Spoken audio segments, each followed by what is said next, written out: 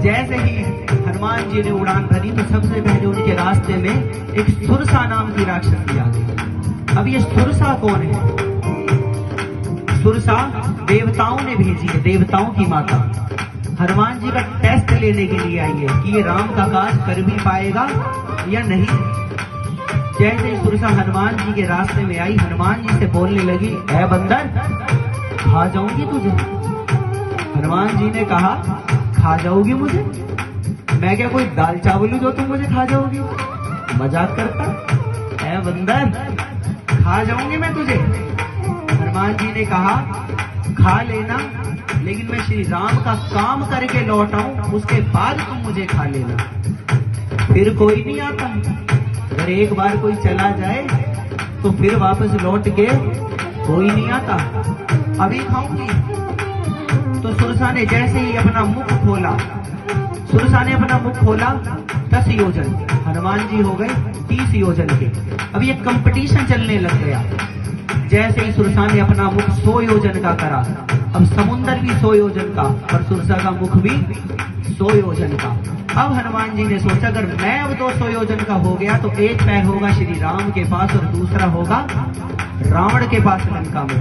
और श्री राम जी कहेंगे, मैंने तुझे भेजा क्यों था और तू करने क्या आया? हनुमान जी सुरसा के मुख में प्रवेश कर गए और तुरंत छोटे हो गए। सुंदरकांड हमें ये सिखाता है, अगर बात कंपटीशन की आ जाए तो किसी के साथ हमें कभी कंपटीशन नहीं करना चाहिए। अगर किसी के साथ कंपटीशन करोगे तो आपकी गति वहीं की वहीं रुक जाएगी, आगे नहीं बढ़ पाओगे कभी। हनुमान जी ने तुरंत अपना रूप को छोटा करा और सुरसा के मुख में प्रवेश करके वापिस आ गए। अब सुरसा से बोलने लगे, माता, अब तो मैं आपका पुत्र हूँ। जब पेट में जाके वापिस आ जाता है तो पेट से तो संतान ही आती है माँ, तो अब तो मैं आपका बेटा हूँ, क्या आप अब भी मुझे खाओगी? तब सुरसा ने कहा, मैं तुम्हें खाने नहीं आई थी, मैं तो तुम्हारा टेस्ट लेने आई थी, क्या तुम श्री राम का काम कर भी पाओगे या नहीं। जैसे ही थोड़ा सा आगे बढ़े, मैनाक नाम का पर्वत उनके सामने आ गया। हनुमान जी से बोलने लगा, थोड़ा सा रेस्ट कर लो। हनुमान जी ने कहा कि श्री राम के काम के लिए निकला हूं, तो रेस्ट कैसा, आराम अब होगा तो श्री राम के काम के बाद ही होगा।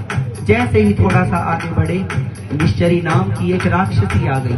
रहती जल के अंदर है, देखती ऊपर है। आजकल कुछ लोग भी ऐसे होते जा रहे हैं जो रहते तो धरती पे हैं लेकिन अपने से ऊपर वालों को देखते हैं। निश्चरी ने हनुमान जी की परछाई को पकड़ लिया। हनुमान जी ऊपर उड़ रहे हैं समुद्र पे और परछाई पानी में, वहां से पकड़ लिया। ये कौन है? हनुमान जी ने तुरंत मुक्का उठाया और वही मार दिया। किसी ने पूछा कि सुरसा को तो नहीं मारा, निश्चरी को क्यों मार दिया? इसका नाम है जलन। जैसे ही किसी के लिए आपके हृदय में जलन पैदा होने लग जाए, उसको तुरंत मार देना चाहिए, नहीं तो ये जलन बड़ा विकराल रूप ले लेती है। जैसे ही थोड़ा सा और आगे बढ़े, लंका की अटारी पे चढ़ के लंक दर्शन करने लगे। जैसे ही लंका में पहुंचे, सबसे पहले विभीषण के घर के आगे से निकल रहे हैं। प्रातः काल का समय है, सुबह की बेला है। देखा विभीषण के घर के बाहर लिखा है राम का नाम। आज हनुमान जी ने सोचा, श्री राम का नाम आज झूठा हो सकता है। कहते हैं ना, राम नाम सत्य है, लेकिन आज हनुमान जी ने सोचा श्री राम का नाम भी आज झूठा हो सकता है, क्योंकि ये मायावी नगरी है रावण की। बाहर देखा तुलसी का पौधा लगा था, आज तुलसी का पौधा भी झूठा हो गया। लेकिन जैसे ही हनुमान जी निकले और विभीषण उठा, और उठते के साथ ही विभीषण ने जब श्री राम का नाम लिया, श्री राम का नाम लेते के साथ ही हनुमान जी वहीं रुक गए। और हनुमान जी समझ गए सब कुछ झूठा हो सकता है, लेकिन किसी के मुख से निकला हो श्री राम का नाम कभी झूठा नहीं हो सकता। विभीषण और हनुमान जी की आपस में वार्तालाप हुई। विभीषण ने पूछा हनुमान जी से, श्री राम का पता पूछा कि कैसे प्रभु को पाया जाए। दोनों ने आपस में वार्तालाप करी। हनुमान जी ने विभीषण से मां जानकी का पता पूछा। विभीषण ने बताया कि लंका की नगरी में अशोक वाटिका है, उस अशोक के वृक्ष के नीचे मां जानकी बैठी हुई है। हनुमान जी चले गए, अशोक के वृक्ष के ऊपर जाकर बैठ गए और मां जानकी उसके नीचे बैठी है। रावण आया, प्रात की बेला है, सुबह सुबह आया, मंदोदरी साथ में है और भी दास दासी साथ में आ रहे हैं और माँ सीता को डराने के लिए आया। हाथ में चंद्रहास ले रखी है। तलवार और चंद्रहास में ये फर्क होता है कि तलवार की जो धार होती है वो एक साइड होती है और चंद्रहास जो होती है वो दोनों साइड से पैनी होती है। रावण वो ही लेके आया है माँ जानकी को डराने के लिए।